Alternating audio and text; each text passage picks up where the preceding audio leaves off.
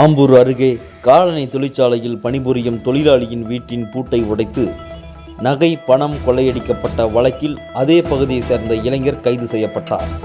திருடப்பட்ட நகையை வாணியம்படி பகுதியில் நகை கடைக்கு விற்பனைக்காக கொண்டு சென்று மீண்டும் கொண்டு வந்து குப்பையில் பதுக்கி வைத்ததாக பரபரப்பு வாக்குமூலம் கொடுத்துள்ளார். திருப்பத்தூர் மாவட்டம் ஆம்பூர் அடுத்த மேல்சானாங்குப்பம் பகுதியை சேர்ந்தவர் வெற்றிவேல்.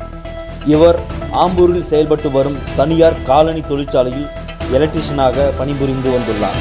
அதேபோல் அவரது மனைவி வரலட்சுமியும் துத்திப்பட்டு பகுதியில் உள்ள தனியார் காலனி தொழிற்சாலையில் பணிபுரிந்து வந்துள்ளனர்.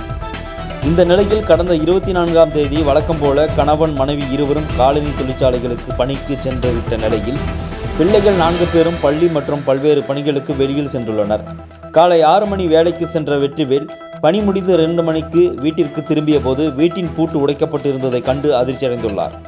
உள்ளே சென்று பார்த்துள்ளார். அப்போது பீரோவில் தனது மூத்த மகளின் திருமணத்திற்காக சேர்த்து வைக்கப்பட்டிருந்த 8 சவரன் நகை மற்றும் 1 லட்சம் ரூபாய் பணம் கொள்ளையடித்து சென்றுள்ளது குறித்து உமாராபாத் காவல் நிலையத்தில் புகார் அளித்துள்ளார். புகாரின் பேரில் போலீசார் வழக்கு பதிவு செய்யப்பட்டு சம்பவ இடத்திற்கு சென்று தடயங்கள் சேகரிக்கப்பட்டு அருகில் உள்ளவரிடம் விசாரணை மேற்கொண்டு தனிப்படை போலீசார் கொள்ளையர்களை தேடி வந்த நிலையில் சம்பவத்தன்று அங்கிருந்து பொதுமக்களிடம் திருடு போனது குறித்து விசாரணை மேற்கொண்ட போது கூட்டத்தோடு கூட்டமாக இருந்து வேடிக்கை பார்த்து நாங்கள் வெளியில் சென்றிருந்ததாக கூறிய 2 இளைஞர்கள் மீது போலீசாருக்கு சந்தேகம் வரவே அவர்களை காவல் நிலையம் அழைத்து சென்று விசாரணை மேற்கொண்டதில் காலனி தொழிற்சாலையில் எலக்ட்ரிஷியனாக பணிபுரியும் வெற்றிவேல் வீட்டின் பூட்டை உடைத்து நகை மற்றும் பணம் திருடியது மேல்சானாங்குப்பம் அண்ணா நகர் பகுதியை சேர்ந்த சுரேந்தர் 19 என்பது தெரிய வந்தது. மேலும் இவரிடம் மேற்கொண்ட விசாரணையில் திருடப்பட்ட நகைகளை வாணியம்படி பகுதியில் உள்ள ஒரு நகைக்கடைக்கு விற்பனைக்காக கொண்டு சென்று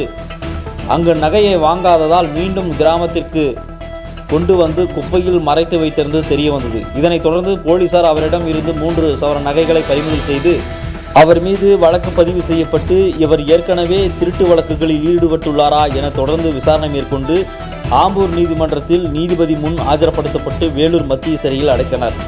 ஆம்பூர் அருகே காலனி தொழிற்சாலையில் பணிபுரியும் தொழிலாளியின் வீட்டின் பூட்டை உடைத்து நகை மற்றும் பணம் கொள்ளையடிக்கப்பட்ட வழக்கில் அதே பகுதியை சேர்ந்த இளைஞர் கைது செய்யப்பட்டுள்ள சம்பவம் அப்பகுதி மக்களிடையே பெரும் அதிர்ச்சியை ஏற்படுத்தியுள்ளது. எவிடன்ஸ் பார்வை செய்திகளுக்காக ஆம்பூரில் இருந்து வீரராகவன்.